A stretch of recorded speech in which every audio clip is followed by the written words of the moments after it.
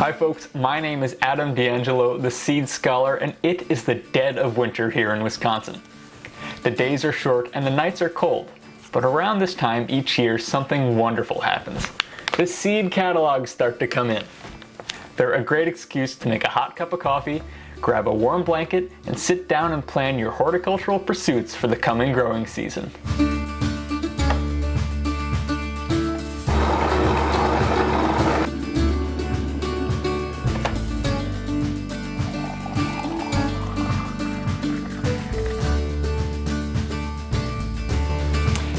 Ever since I was a little kid, I loved to read these catalogs. But when I brought that up to my non-plant friends, they had never read one. And honestly, I don't think they understood why I was so excited. But what is a seed catalog? Well, yeah, it's a catalog. It's published by a seed company, and it lists all the different plants that company has for sale. Gardeners like me then look through the seed catalog and choose the plants that we're going to put in our gardens when it comes to be springtime. These catalogs can be works of art, packed with both beautiful pictures and useful information. You may be asking yourself, why are there so many pages? If a gardener wants to grow a tomato, don't they just have to order tomato seeds?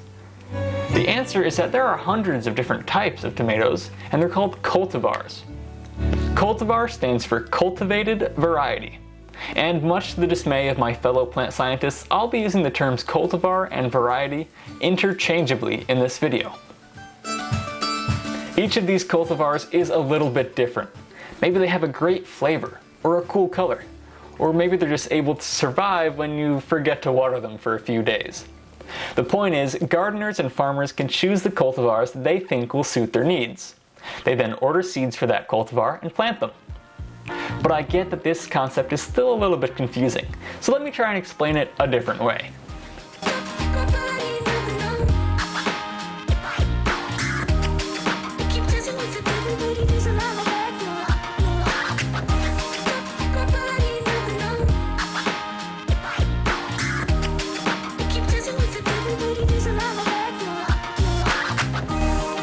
Okay, so I just got back from the grocery store and I think I found a good way to explain plant varieties. In my right hand I have a Red Delicious apple, and in my left hand I have a Granny Smith. So obviously these two apples look very different, and if you've ever tasted them, they taste very different too. But at the end of the day, they're still both the same species, Malus domestica. That is, they're still both apples. So what makes this sweet red apple different from this sour green apple? The answer, once again, is that they're different varieties. Red Delicious is a cultivar of apple. They are known for their tall, conical shape, deep red skin, and crisp white flesh. They are the iconic image of an apple, at least in the United States. And this is in part because they're also pretty resilient, and they can be harvested, stored for months, and then shipped around the country to be sold at grocery stores year-round. A defining feature of cultivars is that they have a stable phenotype, meaning that all of the individual organisms of a particular cultivar will produce the same leaves, flowers, and fruit because they're usually genetically identical. Which means that each of the 6 billion Red Delicious apples grown in the US every year comes from a tree that only grows Red Delicious apples. Every single Red Delicious tree is genetically identical. They're all clones of the very first Red Delicious tree that was found growing in an apple orchard in Iowa in 1880. Likewise, in the 1860s, someone in Australia was walking through an orchard and found a tree that grew large, tart green apples with a round shape, firm flesh, and a wonderful color, and they called it Granny Smith. Branches from that tree were propagated, passed around, and propagated again. Millions of trees that are genetically identical to the very first Granny Smith tree are now responsible for growing all of the Granny Smith apples that you buy at the grocery store. But these obviously aren't the only apple varieties. You've got Honeycrisp, Gala, Macintosh, Pink Lady, and all the other grocery store apples, but you've also got thousands of other apple varieties in existence around the world. And the craziest thing is that there are different cultivars of every single plant that humans grow. Whether it's carrots, cucumbers, lettuce, or onions, each year farmers decide what cultivars they would like to plant based on many factors. including how well they grow in a particular environment, how much each variety will produce, and of course the traits of the actual product like color, shape, or flavor.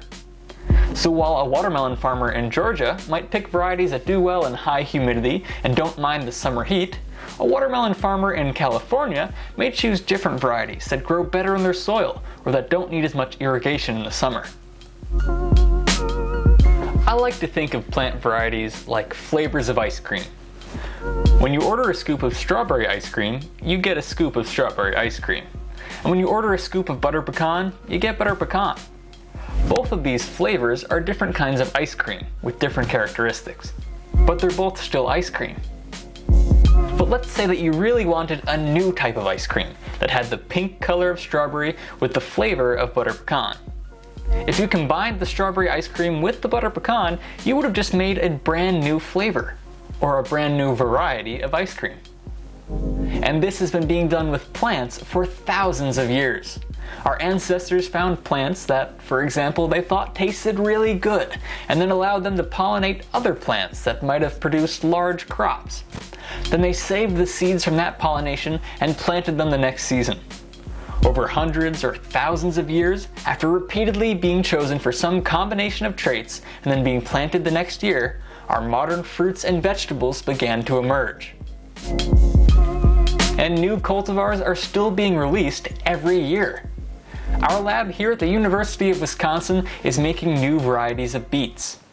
They're all still the same species as every other beet, but they can look, smell, taste, and grow in very unique ways.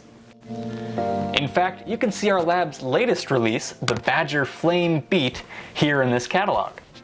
The Badger Flame has a sweet flavor, brilliant colors, and can be eaten raw like a carrot. But all of this highlights a bigger issue. Why is there so little diversity in our supermarkets? When you go to buy a pepper from the store, your only choices are green, yellow, orange, and red. And those are all just varying stages of ripeness of the same pepper. Why can't we buy things like Romanesco cauliflower or Mexican sour gherkin cucumbers? The answer seems to be that it's more efficient to simplify the produce section in a grocery store. For large national or international chains, it's easier to focus on keeping one kind of each vegetable in stock. Plus, for some kinds of produce, consumers may not be easily able to identify the differences between varieties, like they can with apples. On one hand, we should be really impressed. We have the most stable food system in all of human history. Food is cheaper than ever before, and it's available year-round, regardless of season. But there are certain trade-offs that come with convenience. For instance, you've probably never had the chance to bite into a tie-dye green tomato, or slice up an Armenian cucumber. And as a society, we're becoming further and further removed from our food system. While focusing on breeding varieties that ship and store well, we seem to have lost a lot of flavor and other traits that were likely present in the food that your grandparents grew up eating. While having fresh fruits and vegetables year-round is a great thing, removing the seasonality from our food often causes us to not buy local, and in general has led to a lot of consolidation within the food system. So it seems that, for the time being, the best way to explore those forgotten varieties or to find the next big star of your backyard barbecue is to grow them yourself. And it all starts with a seed.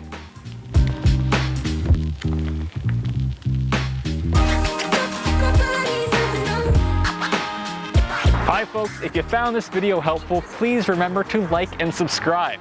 Your support helps me continue to make videos to help educate and empower the next generation of farmers, scientists, and leaders.